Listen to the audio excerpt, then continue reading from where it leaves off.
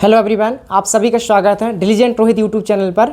मेरा नाम है रोहित और आज हम स्ट्रेटजी की बात करने वाले हैं क्योंकि रेलवे की क्या है एग्ज़ाम डेट आ चुकी है। आप सभी ने देख लिया होगा, ऑफिशियल लेटर आ चुका है। 3 अगस्त से 21 अगस्त इसकी डेट रहने वाली एग्ज़ाम की। तो आपका अभी 3 अगस्त से लेकर 21 अगस्त तक आपका एग्ज़ाम किसी भी डेट में हो सकता है। तो हमारे पास सीधा सीधा 1 महीना बचा हुआ है। हम कैसे तैयार करें कि 80+ मार्क्स अपना स्कोर हो जाए। तो चलिए समझते हैं पूरी स्ट्रेटजी के बारे में। तो ग्रुप डी एग्ज़ाम रणनीति की बात करें तो 30 डेज़ हैं अपने पास, 80+ टारगेट करना है अपन को। तो कैसे करना है और मैं भी करूंगा कैसे करना है, तो मेरी स्ट्रेटजी और आपको मैं शेयर करना चाहता हूं कि इस तरह से स्ट्रेटजी रहने वाली है मेरी भी। तो एग्ज़ाम डेट 3 से 21 अगस्त रहने वाली है आपकी।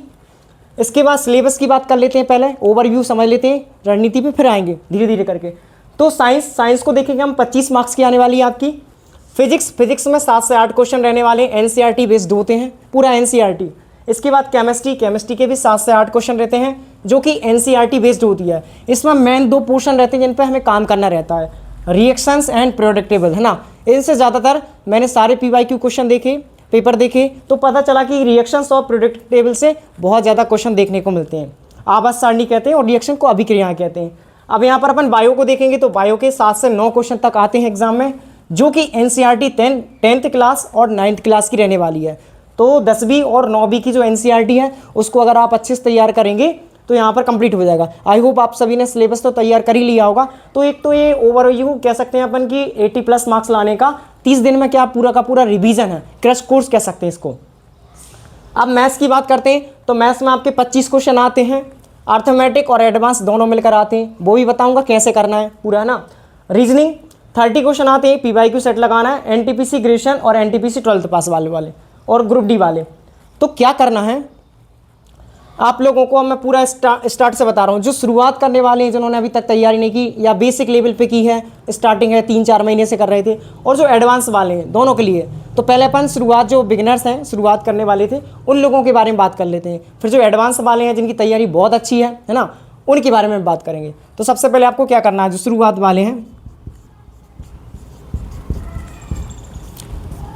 देखिए आप क्या कीजिए, आप 12th लेवल वाला जो एनटीपीसी अभी ग्रेजुएशन वाला हुआ है 2025 में एग्जाम, और 12th लेवल वाला जो अभी रिसेंटली हुआ है, और ग्रुप डी 2025 वाले एग्जाम के लिए सारे के सारे पीवाईक्यू उठाइए। रीजनिंग की बात कर रहा हूँ मैं, सारी की सारी पीडीएफ उठाइए और क्वेश्चन लगाना शुरुआत कर दीजिए। आप जिनका बहुत ज़्यादा बेसिक लेवल लो है या बहुत ज़्यादा शुरुआत है तो वो क्लासेस देख सकते हैं, मैराथन्स देख लीजिए 10-10, 12-12 घंटे की। तो आपको वहाँ से समझ में आएगा कि हर एक क्वेश्चन को कैसे करते हैं, जैसे पजल वाले को कैसे करते हैं, ब्लड रिलेशन वाले को कैसे करते हैं, है ना, अल्फा न्यूमेरिकल सीरीज वाले जो होते हैं वो कैसे करते हैं, इस टाइप के।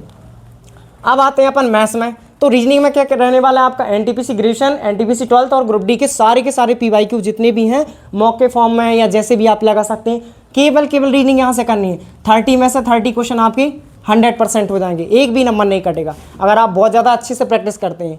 तो 30 दिन है, एक दिन में 2 सेट लगाइए, लगभग 60 सेट तो आपके लग ही जाएंगे ना। तो ऐसा करिए, 10 इसके लगा दीजिए, 20 इसके लगा दीजिए, और 20, 10, 30 इसके लगा दीजिए, है ना, क्योंकि इसके 101 सेट हैं तो 30 लगा दीजिए, 20 इसके 50, 10 इसके 60, इनफ है। इसके बाद मैथ्स में भी देखो आपका अर्थमेटिक और एडवांस वाला पोर्शन कंप्लीट हो चुका होगा, है ना, क्लासेस आपने देख ली होंगे, नोट्स होंगे आपके पास तैयार।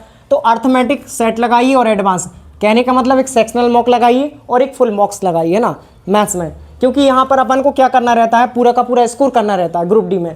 क्योंकि साइंस में 25 क्वेश्चन और 20 क्वेश्चन करंट अफेयर्स के आते हैं, यहाँ पर 20 क्वेश्चन आपके करंट अफेयर्स के रहते हैं।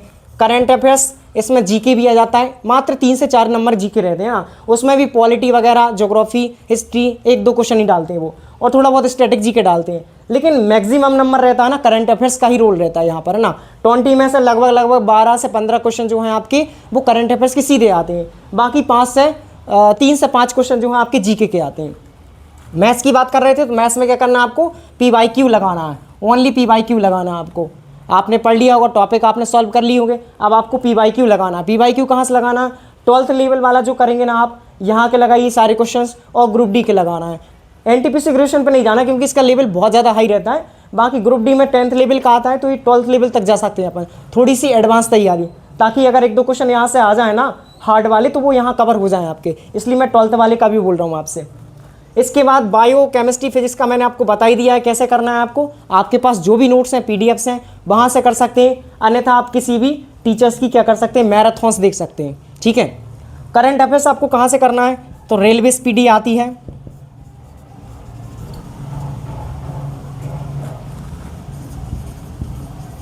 रेलवे स्पीडी आती है तो यहाँ से कर लीजिए, या कुमार गौरव सर की एक बुक आती है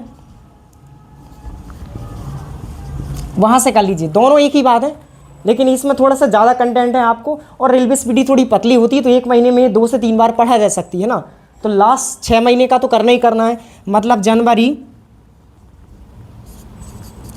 26 से लेकर 2026 से लेकर 1 जुलाई तक का, 1 जुलाई तक का तो करना ही करना है। इसके पहले आप 25 में जाओगे तो 25 में कहाँ से कहाँ तक करना है आपको, अक्टूबर से लेकर दिसंबर तक का। तो ये आप करेंगे तो आपका करंट अफेयर्स तैयार हो जाएगा, और यहीं तक का पूछा जाता है। अब 1-2 क्वेश्चन 24 या 25 के जनवरी के लास्ट स्टार्टिंग से आ ही जाते हैं। अब सारे तो नहीं बना सकते, लेकिन अपन मैक्सिमम 10 क्वेश्चन तो यहाँ से अच्छे से तैयार कर सकते हैं। तो ये अपनी मास्टर स्ट्रेटजी रहने वाली है। अब इसके साथ साथ मैं आपको कुछ और बताना चाहता हूँ, इसको मैं रेस कर रहा हूँ यहाँ पे।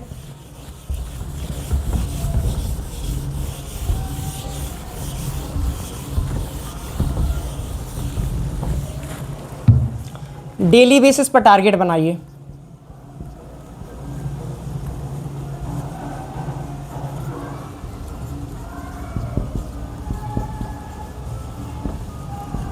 डेली बेसिस टारगेट बनाइए कि जैसे साइंस है तो साइंस में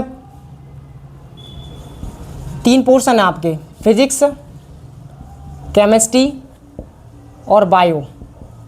तो यहाँ से इनकी थ्योरी पढ़िए और एमसीक्यू लगाइए।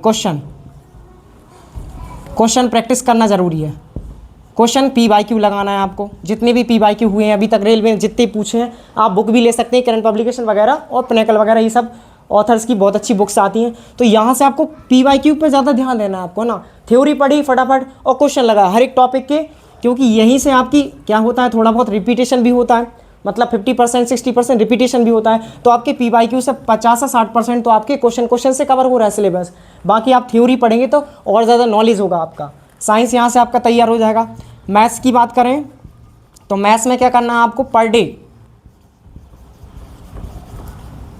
डे एक सेक्शनल एक टेस्ट लगाना है आपको, एक टेस्ट लगाना मैथ का अकेला। फिर रीजनिंग का एक रीजनिंग का लगाना है। आप चाहो तो साथ में तीनों का भी लगा सकते हो, वो भी मैं बता दे रहा हूँ कैसे करेंगे आप। ये तो इतना तो करना ही करना है आपको। इसके साथ साथ आप देखिए एक टेस्ट रोज़ लगाना है, कम से कम बता रहा हूँ मैं। अगर आप 2 लगा सकते हैं तो बहुत अच्छी बात है ना, आपका ज़्यादा सिलेबस अच्छे से तैयार होगा। अगर 2 टेस्ट लगा सकते हैं सुबह शाम तो और ज़्यादा अच्छा है, ये ज़्यादा अच्छा है। ठीक है, 2 टेस्ट लगा सकते हैं तो आप 30 दिन में 60 टेस्ट लगा देंगे। 60 टेस्ट में क्या हो जाएगा, आपका जो डर रहता है एग्जाम में कि हमें कैसे अटैम्प्ट करना, हम घबरा जाते हैं, प्रेशर आ जाता है, वो यहाँ से दूर हो जाएगा आपका। और आपकी जो स्पीड है वो अच्छी बन जाएगी एग्जाम में। टाइमिंग की दिक्कत नहीं आएगी कि भाई आपको 90 मिनट में कितने कैसे क्वेश्चन सॉल्व करने। मैथ में ज़्यादा टाइम लगता है, रीजनिंग में ज़्यादा टाइम लगता है, साइंस तो पढ़ने वाला पोर्शन होता है। पढ़ो, आ रहा है तो टिक करो, नहीं आ रहा तो छोड़ना है। ठीक है, और नेगेटिव नहीं करना, सबसे इंपॉर्टेंट बात। आपको तुक्के नहीं लगाना, तुक्के नहीं लगाना भाई, है ना, तुक्के नहीं लगाना, क्योंकि तुक्के लगाते ना तो नॉर्मलाइजेशन में नंबर कम हो जाते हैं, बढ़ते बिल्कुल भी नहीं है ना, और नेगेटिव में चला जाता है स्कोर। तो आपको यहाँ तुक्के का ध्यान रखना है, जितना आ रहा है उतना ही करना है। ठीक है, और ज़्यादा से ज़्यादा अटेम्प्ट करना है। ऐसा नहीं कि मान लो अगर आपको 60 क्वेश्चन आ रहे हैं तो आपने क्या कर दिया, 90 कर दिए। अब मान लो 30 क्वेश्चन आपके सारे गलत हो गए, लगभग 30 नहीं होंगे, 2-5 सही भी होंगे, लेकिन तुक्के में कह रहा था ज़्यादा का, अब कुछ भी पता नहीं है, कुछ भी लगा दिया अपन ने, तो वो भाई बेकार है ना। वहाँ तो पूरा पूरा नेगेटिव होना है। 30 क्वेश्चन पे 10 नंबर कट जाएंगे, आप 60 में से 10 गए तो 50 पे आ गए आप। 50 में सिलेक्शन होता नहीं, क्योंकि कट ऑफ 2024 वाली भोपाल डिवीज़न की 75 गई है। किसकी, EWS। फिर जनरल जो OBC वाले हैं उनकी 76-77 गई है। फिर जनरल में और ज़्यादा गई है। तो इस टाइप से लगभग 80 कट ऑफ जा रही है। किसी किसी बोर्ड जो जोन है जैसे प्रयागराज है, पटना है, इनकी हाईएस्ट गई है। किसी किसी की बहुत कम भी गई, जैसे बेंगलुरु, रांची, है ना, इनकी 60-60 भी गई है। अब आपने किस जोन से फॉर्म भरा है वो आप मुझे कमेंट बॉक्स में बताना, और जो भी डाउट हो वो आप मुझे कमेंट बॉक्स में ज़रूर बताना। वीडियो अच्छी लगी हो तो शेयर करना दोस्तों, ठीक है। और हम मिलते हैं अब नेक्स्ट अपडेट के साथ नेक्स्ट वीडियो में, तो चैनल को सब्सक्राइब भी कर लेना। इसी के साथ आपको स्ट्रेटजी और वगैरह वगैरह जो भी डाउट्स रहते हैं, क्वेश्चन कैसे करना है, आप कमेंट करेंगे तो नेक्स्ट वीडियो उसके ऊपर भी मैं आपको यहाँ पर रिकॉर्ड करके अपलोड कर दूंगा। तो थैंक यू गाइस।